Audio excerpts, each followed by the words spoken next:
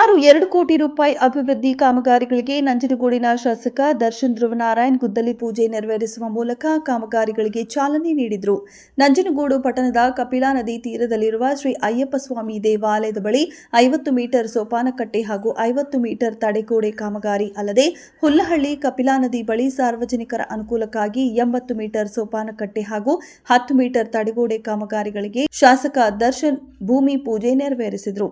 ನಂಜನಗೂಡು ತಾಲೂಕಿಗೆ ಸಣ್ಣ ನೀರಾವರಿ ಮತ್ತು ಅಂತರ್ಜಲ ಅಭಿವೃದ್ಧಿ ಇಲಾಖೆ ವತಿಯಿಂದ ಬಿಡುಗಡೆಯಾಗಿರುವ 5 ಕೋಟಿ ರೂಪಾಯಿ ಅನುದಾನದ ಅಡಿ ಕಾಮಗಾರಿಗೆ ಚಾಲನೆ ನೀಡಿದ ಶಾಸಕರು ಗುದ್ದಲಿ ಪೂಜೆ ನೆರವೇರಿಸಿ ಶಾಸಕ ದರ್ಶನ್ ಧ್ರುವನಾರಾಯಣ್ ಮಾತನಾಡಿ, ಸಣ್ಣ ನೀರಾವರಿ ಇಲಾಖೆ ಸಚಿವರಾದ ಬೋಸರಾಜ್ ಅವರು ನಮ್ಮ ನಂಜನಗೂಡಿಗೆ 5 ಕೋಟಿ ಅನುದಾನ ನೀಡಿದ್ದಾರೆ. ಅದರಲ್ಲಿ ಈ 2 ಕಾಮಗಾರಿಗಳಿಗೆ ಚಾಲನೆ ನೀಡಲಾಗಿದೆ.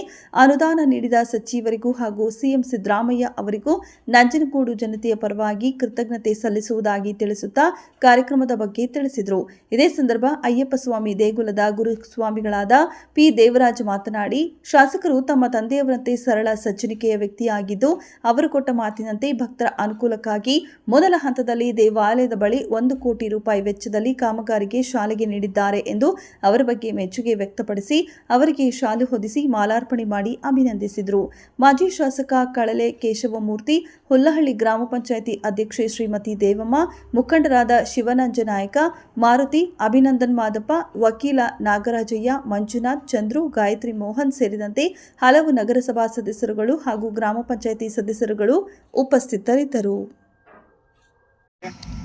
ಇದನ್ನ ಎಸ್ಟಿಮೇಟ್ ಅನ್ನ ಮಾಡಿ ಆಕ್ಷನ್ ಪ್ಲಾನ್ ರೂಪಿಸಕ್ಕೆ ನಾವು ಹೇಳಿದ್ದು, ಅದರಂತೆ ಅವರು ಎಸ್ಟಿಮೇಟ್ ಅನ್ನ ಸರ್ಕಾರಕ್ಕೆ ಮಾಡಿ ಕೊಟ್ಟಂತ ಮೇಲೆ ಮಾನ್ಯ ಸಚಿವರು, ಸಣ್ಣ ನೀರಾವರಿ ಸಚಿವರು ಬೋಸರಾಜ್ ಅವರು ನಮಗೆ ಸುಮಾರು 5 ಕೋಟಿಯಷ್ಟು ಅನುದಾನವನ್ನು ನಮ್ಮ ನಂಜನಗೂಡು ವಿಧಾನಸಭಾ ಕ್ಷೇತ್ರಕ್ಕೆ ಪ್ರತ್ಯೇಕವಾಗಿ ನಮಗೆ ನೀಡಿದಂಥದ್ದು.